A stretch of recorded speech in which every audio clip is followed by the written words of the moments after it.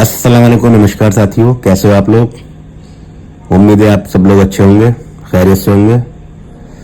आप देख रहे हो आपका अपना चैनल हॉरर का नशा, जहां आपको सच्ची और डरावनी कहानियां सुनने को मिलती हैं। अगर आपको ऐसी कहानी अच्छी लगती है तो चैनल को सब्सक्राइब करें, वीडियो को लाइक करें और शेयर करें। साथ ही साथ बेल आइकन भी दबा दें, जिससे मेरी हर आने वाली वीडियो की नोटिफिकेशन आप तक पहुंच सके। तो दोस्तों, चलते हैं आज की कहानी की तरफ। दोस्तों, सुमित नाम का एक आदमी अपनी पत्नी अनीता के साथ देहरादून में रहता था। इनको देहरादून आए अभी करीब 6 महीने ही हुए थे। सुमित इससे पहले दिल्ली के किसी स्कूल में सरकारी टीचर थे। रिटायर होने के बाद वो सुकून की तलाश में अपनी पत्नी के साथ देहरादून शिफ्ट हो गए। 6 महीने तक वहां रहने के बाद उन्होंने सोचा कि खाली बैठे बैठे वक्त गुजरता नहीं है, यहाँ पर कोई टाइम पास के लिए काम कर लिया जाए। क्योंकि सुमित को खाना बहुत अच्छा बनाना आता था, तो वो एक छोटा सा रेस्टोरेंट खोलने की सोचते हैं। उनकी पत्नी भी उनकी मदद के लिए तैयार हो जाती है। अब ये दोनों पति पत्नी रेस्टोरेंट के लिए जगह ढूंढने में लग जाते हैं। कुछ ही दिनों में उन्हें एक अच्छी जगह मिल जाती है। वो काफी ठीक ठाक बड़ी जगह थी और वहां पहले भी किसी और का रेस्टोरेंट था, तो उस रेस्टोरेंट में काफी सामान उन्हें काम का मिल गया और उन्होंने वो सामान भी अपने काम में ले लिया। जगह काफी बड़ी थी, तो इन्होंने एक लड़की जिसका नाम जिया था उसे भी काम पर रख लिया। एक दिन ये दोनों और जिया रेस्टोरेंट का काम निपटाकर किचन की सफाई कर रहे थे, तभी सिटिंग एरिया से उन्हें कुछ टूटने की आवाज आती है। ये तीनों जब वहां जाकर देखते हैं तो एक शीशे का जग नीचे टूटा हुआ पड़ा था। वो जिस जगह रखा था वहां से इतनी दूर गिरकर टूटना संभव नहीं था जब तक कोई उसे वहां से उठाकर फेंक न दे। वो तीनों आपस में बात करते हैं कि ये इतनी दूर कैसे आ गया, कहीं रेस्टोरेंट में कोई व्यक्ति, कोई आदमी, कोई बच्चा है तो नहीं। वो तीनों अच्छे से रेस्टोरेंट को चेक करते हैं, पर वहां कोई नहीं था।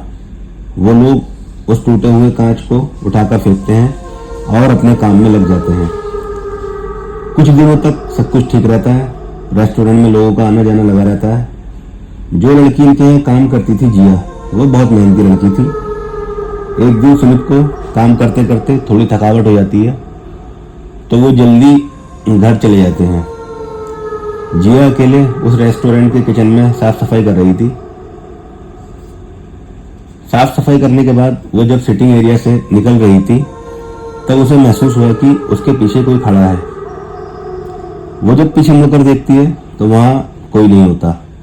तभी अचानक उसके पास एक जो टेबल रखी थी, उससे एक गिलास नीचे गिरता है और लुढ़कने लगता है। किसी की मौजूदगी का एहसास जिया को डरा रहा था। वो हर चीज को बड़े ध्यान से देख रही थी। वो डर के मारे जल्दी से रेस्टोरेंट से बाहर निकल जाती है। कुछ दिन और गुजरे, पर जिया ने इस बात के बारे में किसी को नहीं बताया। एक दिन सुमित किचन में कुछ काम कर रहे थे। अचानक किचन का दरवाजा बहुत जोर से बंद हो जाता है। उसकी तेज आवाज से सुमित को एक झटका सा लगता है। वो बहुत खामोशी से डर डर कर दरवाजे की तरफ जाते हैं। तभी उन्हें उनके पीछे जोर जोर से सांस लेने की आवाज सुनाई देती है, जैसे कोई उनके बिल्कुल करीब खड़ा हो। सुमित बहुत जोर से चीखते हैं कि कौन है। वो झटके से दरवाजा खोलते हैं। उन्हें ऐसा लगता है कि कोई उनके पास ही खड़ा है। इस एहसास से उनकी तबीयत बिगड़ने लगती है। सुमित की तबीयत खराब होने की वजह से अगले दिन सुबह अनीता जल्दी रेस्टोरेंट चली गई। कुछ देर तक काम करते करते अनीता को भी किसी के जोर जोर से सांस लेने की आवाजें सुनाई देती हैं।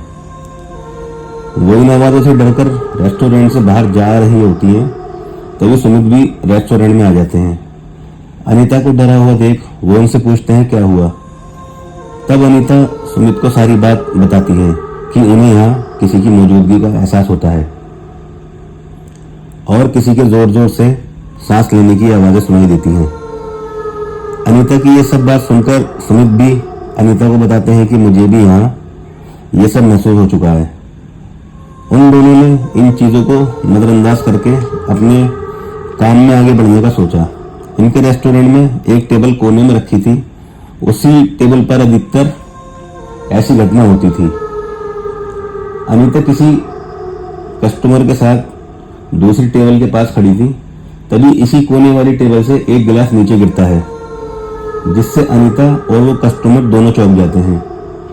वो कस्टमर अनीता को बताता है कि मुझे पता था ये जगह हॉन्टेड है, पर मुझे ये नहीं पता था कि ये सब मैं अपनी आंखों से देखूंगा।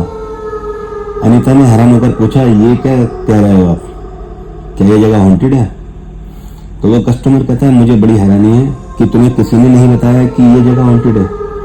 अनीता कहती है कि हमें इस बारे में किसी ने कुछ नहीं बताया। सुमित और अनीता ने इन बातों पर ज्यादा ध्यान न देते हुए रेस्टोरेंट को चलाते रहने का फैसला किया। एक दिन अनीता जब रेस्टोरेंट में पहुंची, तब उन्हें फर्स्ट फ्लोर के सिटिंग एरिया से कुर्सियों के घसीटे जाने की और बर्तनों के गिरने की आवाजें आने लगी। वो डरते डरते फर्स्ट फ्लोर पर जाती हैं, पर वहां सब कुछ ठीक था। तभी अचानक अनीता के कानों में बहुत तेज चीखने की आवाज सुनाई देती है। वो आवाज इतनी तेज और भयानक थी कि अनीता डर के मारे रेस्टोरेंट से बाहर भाग जाती है। ये दोनों पति पत्नी अब परेशान होने लगे थे।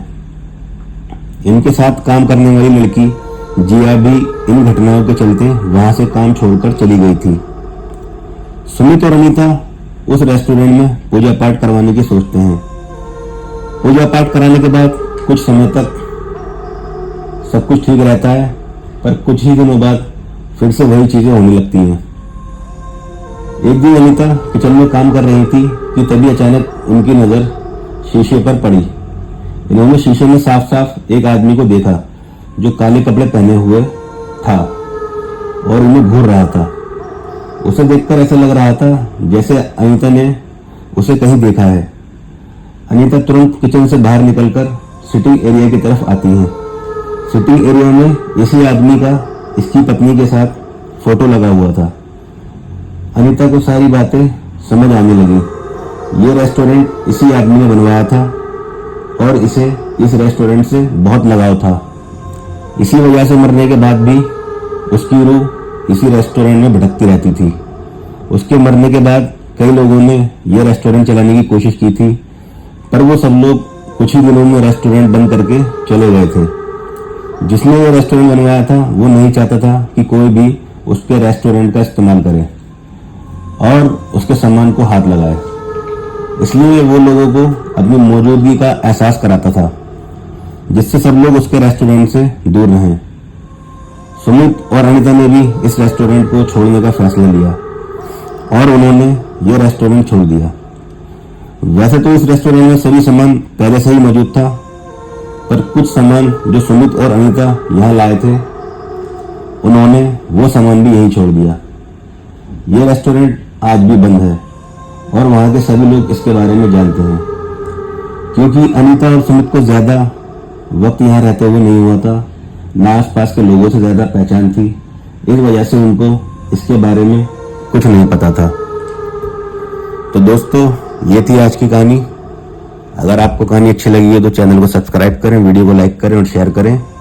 मिलते हैं अगली कहानी में। खुदा हाफिज।